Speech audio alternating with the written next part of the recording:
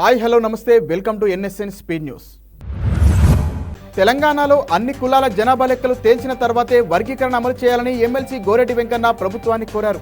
సామాజికంగా మాదిగ వర్గానికి రావాల్సిన హక్కులు అందించాల్సిందేనని స్పష్టం చేశారు. ఎస్సీలపై దాడులు జరిగినప్పుడు గొంతెత్తని వారు ఇప్పుడు మా వర్గీకరణ విషయంలో ఎందుకు ఆసక్తి చూపిస్తున్నారు? విభేదాల కోసమా? మాదిగలు మాలలు ఐక్యంగా రాజకీయాల్లో జనాభా ప్రతిపాదికన ఉమ్మడి వాటా తీసుకోవాలని ఆయన సూచించారు. ఏపీ ఉద్యోగుల కోసం అవసరమైన ప్రతి చోట మహిళా హాస్టళ్లను ఏర్పాటు చేయాలని అధికారులను సీఎం చంద్రబాబు ఆదేశించారు. జిల్లా కేంద్రాలు, కార్పొరేషన్, డివిజన్ స్థాయిలోనూ అందుబాటులోకి తీసుకురావాలని సూచించారు. ఆ వసతి గృహాల పక్కనే పిల్లల సంరక్షణ కేంద్రాలు ఏర్పాటు చేయాలన్నారు. భవనాలను ప్రభుత్వమే అద్దెకు తీసుకుని నిర్వహించనుంది. ఆ తర్వాత స్వచ్ఛంద సంస్థల సహకారంతో ముందుకు తీసుకెళ్లనున్నారు. తెలంగాణ పాఠశాలలో ప్రతిరోజు గంట పాటు క్రీడల పీరియడ్ ఉండేలా విద్యాశాఖకు ఆదేశిస్తామని శాసన మండలిలో డిప్యూటీ సీఎం బట్టి విక్రమార్క తెలిపారు. గ్రామాల్లోని క్రీడా ప్రాంగణాలను వినియోగంలోకి తెచ్చి ఆగస్టు 15, జనవరి 26న అన్ని ప్రభుత్వ పాఠశాలల్లో ఆటల పోటీలు నిర్వహిస్తామని ఆయన వెల్లడించారు. క్రీడలకు ప్రభుత్వం ప్రాధాన్యం ఇవ్వాలని, నిత్యం గంట స్పోర్ట్స్ పీరియడ్ పెట్టాలని ఎమ్మెల్సీలు ఆయన దృష్టికి తేవడంతో ఈ ప్రకటన చేశారు. వర్గీకరణపై సుప్రీంకోర్టు ఇచ్చిన తీర్పుపై రివ్యూ పిటిషన్ వేస్తామని మాల ప్రజా సంఘాల జేఏసీ చైర్మన్ జి చెన్నయ్య వెల్లడించారు. ఈ తీర్పుతో మాల ఉపకులాలకు తీవ్ర అన్యాయం జరుగుతుందన్నారు. ఈ తీర్పు ఆర్టికల్ 341కి విరుద్ధమన్నారు. దీనిని నిరసిస్తూ ఈ నెల 8, 9, 10 తేదీల్లో ఢిల్లీలో నిరసనలు చేస్తామని పేర్కొన్నారు. అటు సామాజిక స్థితిగతులు తెలుసుకోకుండా వర్గీకరణ చేస్తామని సీఎం రేవంత్ ప్రకటించడం ఏంటని ప్రశ్నించారు. దేవుళ్లకు గుడి కట్టడం సహజం. ఇటీవల అభిమానులు నటినట్లు పేరెంట్స్, భార్య, పిల్లల జ్ఞాపకార్థము ఆలయాలు కడుతున్నారు. అయితే తమిళనాడులోని సేలంలో సిద్ధర్ అనే వ్యక్తి అగస్త్య మహర్షితో పాటు ఏలియన్కు గుడి కట్టి పూజలు చేస్తున్నారు. శివుడు ప్రపంచాన్ని సృష్టించిన తర్వాత గ్రహాంతరవాసులు పుట్టారని, ఈ విషయాన్ని అగస్త్యుడు గ్రంథాలలో రాశారని ఆయన చెబుతున్నారు. అందుకే విగ్రహం ప్రతిష్ఠించి పూజిస్తున్నారని తెలిపారు. ఒలింపిక్స్లో సత్తా చాటాలనే కోరిక ఉండాలే గానీ వయసుతో సంబంధం లేదని నిరూపించారు షూటర్. వెనిజులాకు చెందిన లియోనల్ మార్టినేజ్ 20 ఏళ్ల కుర్రాడిగా 1984 ఒలింపిక్స్లో పాల్గొన్నారు. తర్వాత ఆటకు దూరమయ్యారు. 40 ఏళ్ల తర్వాత అతనికి మళ్లీ ఆటపై మనసు మళ్లింది. గతేడాది పాన్ అమెరికన్ క్రీడల్లో రజతం సాధించి ఒలింపిక్స్కు అర్హత సాధించారు. 60 ఏళ్ల వయసులో ట్రాప్ ఈవెంట్లో పాల్గొని 28వ స్థానంలో నిలిచారు. సీఎం రేవంత్ రెడ్డిపై 2 అంశాల మీద అసెంబ్లీ స్పీకర్ ప్రసాద్కు బీఆర్ఎస్ శాసనసభాపక్ష సభా హక్కుల ఉల్లంఘన నోటీసులు అందించింది. విద్యుత్ మీటర్లపై సభను తప్పుదోవ పట్టించారని, మహిళా ఎమ్మెల్యేలను అవమానపరిచేలా మాట్లాడారని పేర్కొంది. ఈ అంశాలపై సీఎంపై చర్యలు తీసుకోవాలని కోరింది. అలాగే పార్టీ మారిన ఎమ్మెల్సీలపై అనర్హత వేటు వేయాలని చైర్మన్ గుత్తా సుఖేందర్ రెడ్డికి బీఆర్ఎస్ నేతలు ఫిర్యాదు చేశారు. తెలంగాణ రాష్ట్రంలో అత్యధికంగా డెంగ్యూ కేసులు నమోదవుతున్నాయి. ఒక్క జూలైలోనే 800 కేసులు నమోదైనట్లు వైద్య ఆరోగ్య శాఖ తెలిపింది. దీంతో రాష్ట్రంలో 2071 హైరిస్క్ ప్రాంతాలను గుర్తించి 33 ర్యాపిడ్ రెస్పాన్స్ టీంలను ఏర్పాటు చేసింది. హైదరాబాద్, రంగారెడ్డి, మేడ్చల్, సంగారెడ్డి, ఖమ్మం, వరంగల్, నిజామాబాద్ జిల్లాల్లో లారా వ్యాప్తి ఎక్కువగా ఉందని ప్రకటించింది. దోమల వ్యాప్తి జరగకుండా అన్ని జిల్లాల్లో అధికారులు చర్యలు చేపట్టారు. నిజాం పాలన ముగిసిన అనంతరం ప్రభుత్వాలు తీసుకొచ్చిన వివిధ రెవెన్యూ చట్టాల వల్ల ముస్లింలు ఎక్కువగా నష్టపోయారని అక్బరుద్దీన్ ఓవైసీ ఆందోళన వ్యక్తం చేశారు.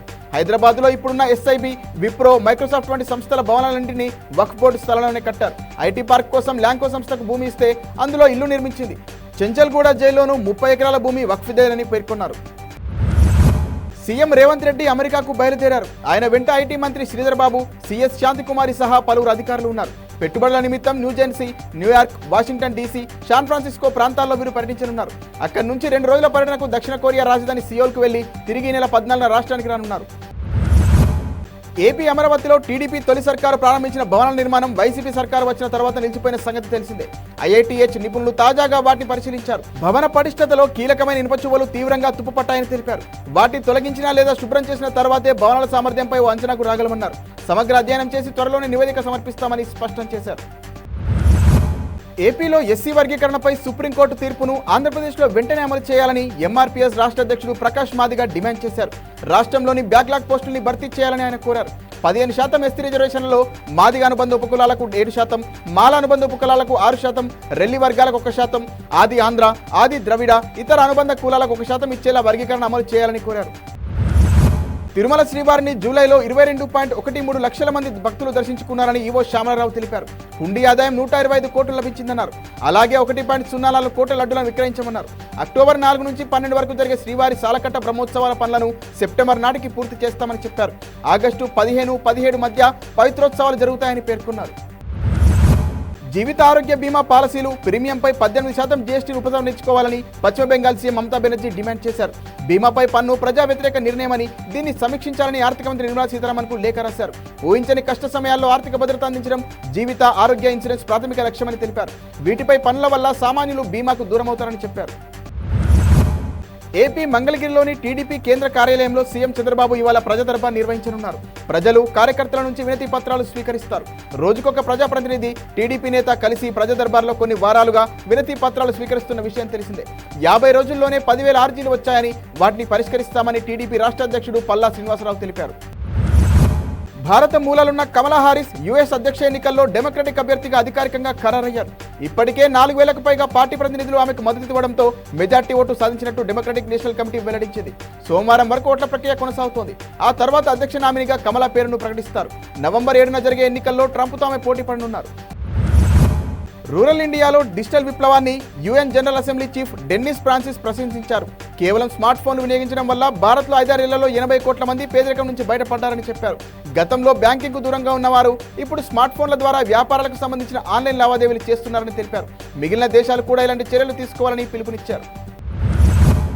దేశంలో నీట్ రాకముందు మెడికల్ ఎడ్యుకేషన్ బహిరంగ వ్యాపారంగా ఉండేదని, భారీ అవినీతి జరిగేదని కేంద్ర మంత్రి జేపీ నడ్డా చెప్పారు. నీట్ని వ్యతిరేకిస్తూ డీఎంకే ఎంపీ అబ్దుల్లా రాజ్యసభలో ప్రైవేట్ తీర్మానాన్ని ప్రవేశపెట్టారు. దీనిపై మంత్రి స్పందించారు. నీట్ ప్రవేశపెట్టక ముందు ఒక్కో పీజీ సీటు 8 కోట్ల నుంచి 13 కోట్ల వరకు అమ్ముడుపోయేదని తెలిపారు. ప్రస్తుతం ఆ పరిస్థితులు లేవన్నారు. ఆరోగ్యశ్రీ తొలగిస్తామంటూ వైసీపీ అసత్య ప్రచారాలు చేస్తుందని వైద్యారోగ్య శాఖ మంత్రి సత్యకుమార్ ఆగ్రహం వ్యక్తం చేశారు. పథకం కొనసాగుతుందని, తప్పుడు ప్రచారాన్ని ప్రజలెవరూ నమ్మొద్దని కోరారు. గత వైసీపీ ప్రభుత్వం ఆసుపత్రులకు 2,100 కోట్ల బకాయిలు పెట్టిన మాట వాస్తవమా కాదా అని వైసీపీ నేతలు చెప్పాలని నిలదీశారు. కేంద్రం 17 వైద్య కళాశాలను 2020లో ప్రకటిస్తే వాటిని పూర్తి చేయలేని అసమర్థుడు జగన్ అని మండిపడ్డారు. ఈ ఏడాది వినాయక చవితికి ప్రతిష్ఠించబోయే మహాగణపతి విగ్రహ నమూనాను ఖైరతాబాద్ ఉత్సవ కమిటీ నిర్వాహకులు విడుదల చేశారు. 70 అడుగుల ఎత్తులో సప్తముఖ మహాశక్తి గణేశుడి విగ్రహాన్ని ఏర్పాటు చేస్తున్నట్టు వెల్లడించారు. కుడివైపున శ్రీనివాస కళ్యాణం, ఎడమ వైపున శివపార్వతుల కళ్యాణ ఘట్టాలను ఏర్పాటు చేయనున్నారు. గణేశుడి విగ్రహం వద్ద అయోధ్య బలరాముడు ప్రత్యేక ఆకర్షణగా నిలవనున్నాడు. గూగుల్కు అమెరికా అధ్యక్ష అభ్యర్థి డొనాల్డ్ ట్రంప్ హెచ్చరికలు జారీ చేశారు. కమలా హారిస్ రేసులోకి వచ్చినప్పటి నుంచి ట్రంప్కు వ్యతిరేకంగా గూగుల్ వ్యవహరిస్తోందన్న ఆరోపణలున్నాయి. నాపై హత్యాయత్నం జరిగితే దానికి సంబంధించిన ఫోటోలు, సమాచారం గూగుల్లో లేవు. నా గురించి వెతికితే హారిస్కు సంబంధించిన వార్తలు వస్తున్నాయి. గూగుల్ మీరు షట్ డౌన్ అయ్యే ప్రమాదం ఉంది, జాగ్రత్త అని వార్నింగ్ ఇచ్చారు. నంద్యాలలో విద్యార్థులకు ఫుడ్ పాయిజన్ అయింది. నంద్యాల వెంకటేశ్వరపురంలోని SDR world school and SGR junior కాలేజీలో ఈ ఘటన చోటు చేసుకుంది. ఫుడ్ పాయిజన్ కారణంగా 100 మంది వరకు విద్యార్థులు అస్వస్థతకు గురయ్యారు. రాత్రి భోజనం అనంతరం వాంతులు, విరేచనలతో విద్యార్థులు తీవ్ర ఇబ్బందులు ఎదుర్కొన్నారు. విషయం బయటకు పొక్కకుండా హాస్టల్లోని యాజమాన్యం విద్యార్థులకు చికిత్స అందిస్తున్నట్టు తెలుస్తోంది. మంత్రి ఉత్తమ్ కుమార్ రెడ్డికి మాజీ మంత్రి హరీష్ రావు లేఖ రాశారు. ఈ లేఖలో సాగునీటిని అందించాలని హరీష్ రావు డిమాండ్ చేశారు. సిద్దిపేట జిల్లాలోని అన్నపూర్ణ రిజర్వాయర్, రంగనాయక సాగర్, మల్లన్న సాగర్, కొండపోచమ్మ సాగర్లు పూర్తిగా నీళ్లు లేక రిజర్వాయర్లు అడుగంటిపోయే పరిస్థితికి చేరుకున్నాయని తెలిపారు. గత సంవత్సరం ఇదే ఆగస్టు నెలలో అనంతగిరి రిజర్వాయర్లో 3.32 టీఎంసీల నీళ్లు ఉంటే ప్రస్తుతం 0.75 టీఎంసీలు, రంగనాయక సాగర్లో 2.38 టీఎంసీలకు గాను ప్రస్తుతం 0.67 టీఎంసీలు, మల్లన్న సాగర్ 18 టీఎంసీలకు గాను ప్రస్తుతం 8.5 టీఎంసీలు, కొండపోచమ్మ సాగర్ 10 టీఎంసీలకు గాను ప్రస్తుతం 4.5 టీఎంసీలు మాత్రమే ఉన్నాయని పేర్కొన్నారు. జీహెచ్ఎంసీ కమిషనర్ అమ్రాపాలి ఎట్టకేలకు చెరువులపై ఫోకస్ పెట్టారు.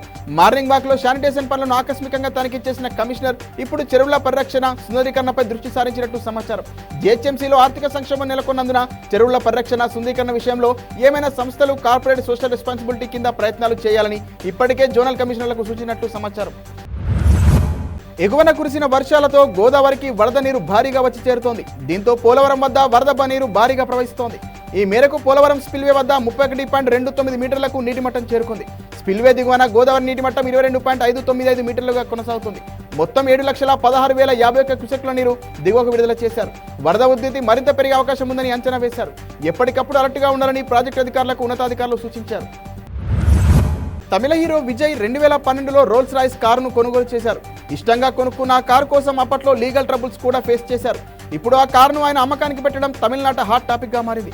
సుమారు 2.6 కోట్లకు విజయ్ కారును అమ్మనున్నట్లు ఎంపైర్ ఆటోస్ కార్ డీలర్షిప్ ఓ వీడియోను రిలీజ్ చేసింది. పార్టీని నడిపేందుకే విజయ్ కారును అమ్ముతున్నారేమోనని ఫ్యాన్స్ కామెంట్ చేస్తున్నారు.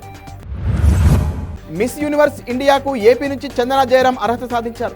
దీంతో సీఎం నారా చంద్రబాబు నాయుడిని సచివాలయంలో ఆమె కలిశారు. కుప్పం నియోజకవర్గం శాంతిపురం మండలం ఎంకేపురానికి చెందిన చందన జయరాం ఇటీవల హైదరాబాద్లో నిర్వహించిన పోటీల్లో మిస్ యూనివర్స్ ఇండియాకు రాష్ట్రం నుంచి ఎంపికయ్యారు. ముంబైలో జరిగే మిస్ యూనివర్స్ ఇండియా పోటీల్లో ఏపీ నుంచి ఆమె పాల్గొనున్నారు. కుప్పం నుంచి చందన జయరాం మిస్ యూనివర్స్ ఇండియా పోటీలకు అర్హత సాధించడంపై ఆమెకు సీఎం చంద్రబాబు అభినందనలు తెలిపారు. టీమిండియా కెప్టెన్ రోహిత్ శర్మ మరో ఘనత సాధించారు. అన్ని ఫార్మాట్లలో కలిపి ఓపెనర్గా అత్యధిక అర్ధ సెంచరీలు సాధించిన రెండో భారత ప్లేయర్గా రోహిత్ రికార్డులకు ఎక్కారు. దీంతో క్రికెట్ దిగ్గజం సచిన్ టెండూల్కర్ రికార్డును ఆయన సమం చేశారు. శ్రీలంకతో జరిగిన తొలి వన్డేలో హిట్ మ్యాన్ ఈ ఘనత అందుకున్నారు. మరిన్ని వార్తల సమాహారంతో రేపు మళ్ళీ కలుద్దాం. నమస్తే.